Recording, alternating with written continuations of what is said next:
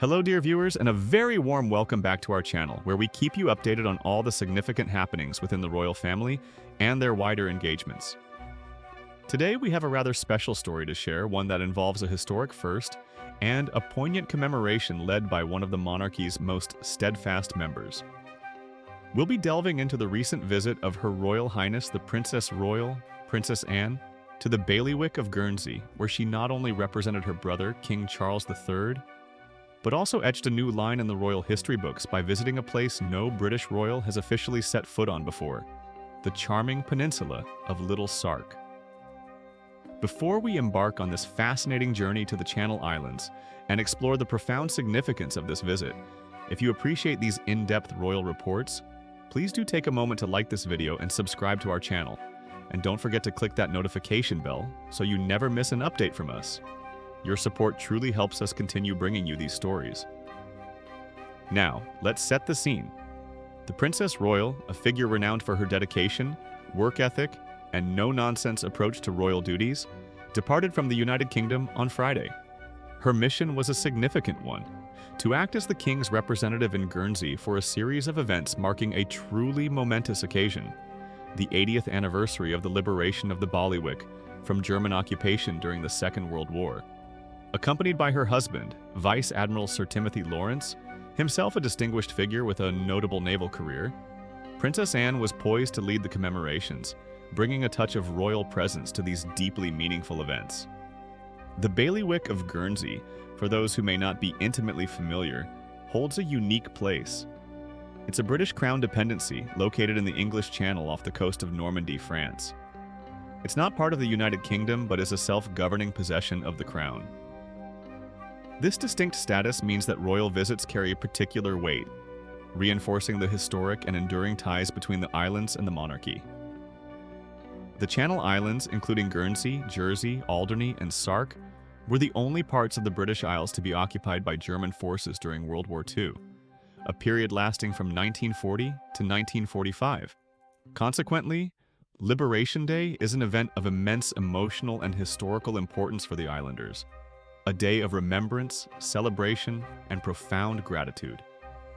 It was in this context of solemn remembrance and quiet celebration that Princess Anne, who is now 74 years of age, undertook her duties. And it was during this visit that she made her historic trip to Little Sark. Reports indicate that the Princess Royal was in notably high spirits as she arrived at this secluded peninsula. Little Sark is connected to the larger island of Sark, often referred to as Main Sark, by a very narrow, almost precipitous isthmus called La Coupe. For centuries, this dramatic natural causeway, just a few feet wide in places with sheer drops on either side, has been the sole land link between the two parts of the island. Imagine the scene.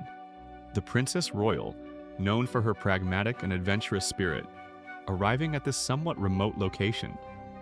She took the time to meet with the residents of Little Sark, a community that, while small, possesses a rich history and a strong sense of identity.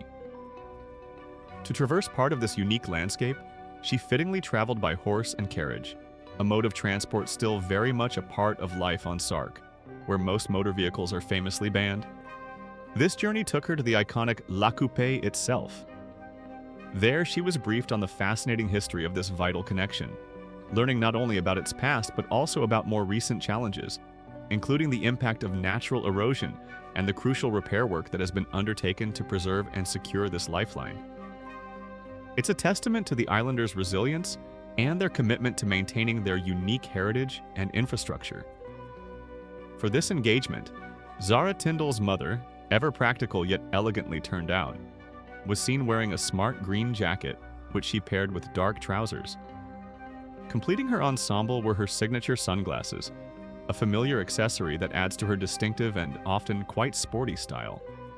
It's a look that speaks of her readiness to engage with the environment and the people she meets, without undue fuss or formality, yet always appropriate for the occasion.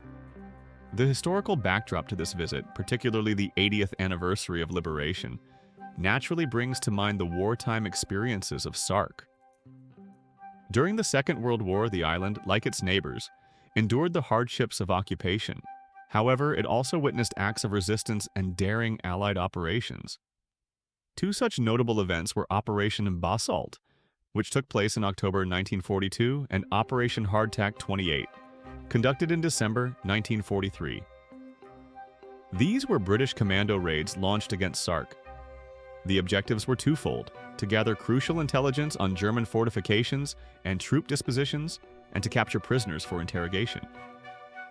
These operations, while small in scale compared to major D-Day landings, were vital in maintaining pressure on the occupying forces and gathering information that would contribute to the eventual Allied victory.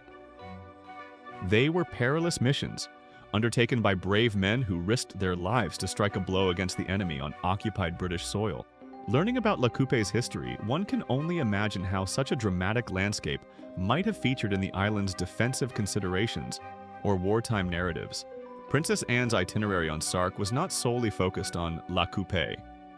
In a gesture laden with symbolism, particularly fitting for an anniversary that looks both to the past and the future, the Princess Royal also planted a silver birch tree. Tree plantings by royalty are a long-standing tradition, often signifying growth, continuity, peace, and remembrance. The choice of a silver birch, a tree known for its resilience and grace, adds another layer of meaning. Furthermore, she immersed herself in the island's wartime history by visiting a special exhibition dedicated to the Second World War, which was housed at the Old Island Hall. This exhibition would undoubtedly have showcased artifacts, photographs, and personal testimonies from the occupation years, offering a poignant reminder of the challenges faced by the islanders and the ultimate joy of their liberation. For Princess Anne, whose own parents, the late Queen Elizabeth II and Prince Philip, Duke of Edinburgh, lived through the war and served in various capacities, such an exhibition would surely have resonated deeply. To fully appreciate the significance of the liberation commemorations, it's important to recall the timeline. Between 1940 and 1945, the Channel Islands were indeed occupied by German forces. This was a period of immense difficulty, with food shortages, restrictions on freedom, and the constant presence of an occupying army. The formal surrender of the German forces in the Channel Islands took place on May 9, 1945, in Guernsey. This is the date celebrated as Liberation Day in Guernsey and Jersey. The nearby island of Sark, due to its smaller size and unique circumstances, was officially liberated the following day on May 10, 1945. So, the 80th anniversary marks 8 decades since the end of that dark chapter. Prior to her historic visit to Little Sark and her engagements on Sark itself, Princess Anne had a busy schedule in Guernsey on the preceding Friday. It was there that she officially began her role as the King's representative for the Liberation Day events. She attended a commemorative parade held at the St. Peter Port seafront. St. Peter Port, the capital of Guernsey, would have been alive with a mixture of solemn reflection and celebratory spirit. Such parades often involve veterans, local dignitaries, military personnel, and community groups, all coming together to honor the past. Later that day, the Princess Royal participated in a service of remembrance and thanksgiving at the town church in St. Peter Port. During this service, she delivered a reading. The selection of a reading for such an occasion is always carefully considered, often reflecting themes of sacrifice, freedom, hope, and reconciliation. For Princess Anne to take on this role underscores the personal commitment of the royal family to these acts of remembrance. Her clear, measured tones would have added a particular dignity to the proceedings. The fact that Princess Anne became the first member of the royal family to ever officially visit Little Sark is quite remarkable. While Sark itself has received royal visitors in the past, this specific extension to its smaller, more isolated peninsula marks a unique moment. It highlights a desire to connect with all communities, no matter how small or remote, and acknowledges the distinct character of places like Little Sark. For the residents, it would undoubtedly have been an unforgettable honor, a recognition of their place within the bailiwick and their connection to the crown. In the broader context of the modern monarchy, Princess Anne's role continues to be pivotal. Especially in recent times, with King Charles III undergoing treatment and scaling back some public-facing duties, and the Princess of Wales also recovering, the Princess Royal's unwavering commitment and extensive schedule of engagements provide a crucial element of stability and continuity. Her visit to Guernsey and Sark, representing her brother, is a clear demonstration of this steadfast service. This journey to the Channel Islands, therefore, was far more than a routine royal tour. It was a deeply symbolic act of remembrance, a celebration of freedom, and a historic first.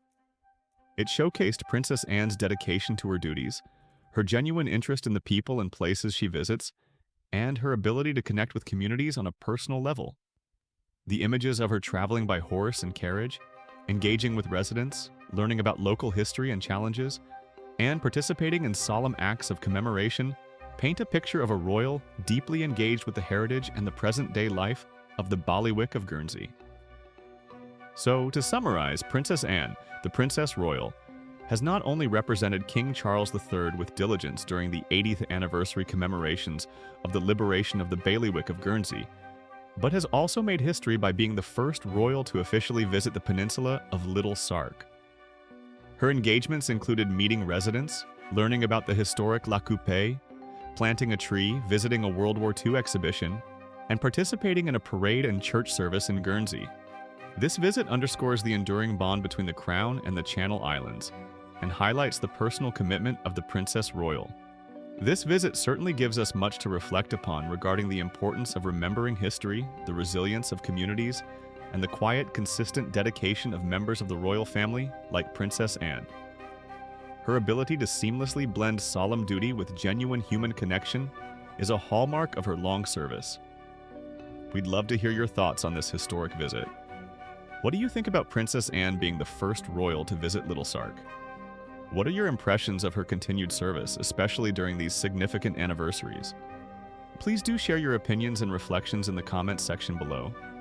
We always enjoy reading your perspectives, and of course, if you found this report informative and engaging, please don't forget to give it a thumbs up, subscribe to our channel for more royal news and in-depth analysis, and be sure to hit that notification bell so you're always the first to know when we upload new content. Thank you so much for watching and for joining us today as we explored this noteworthy royal occasion.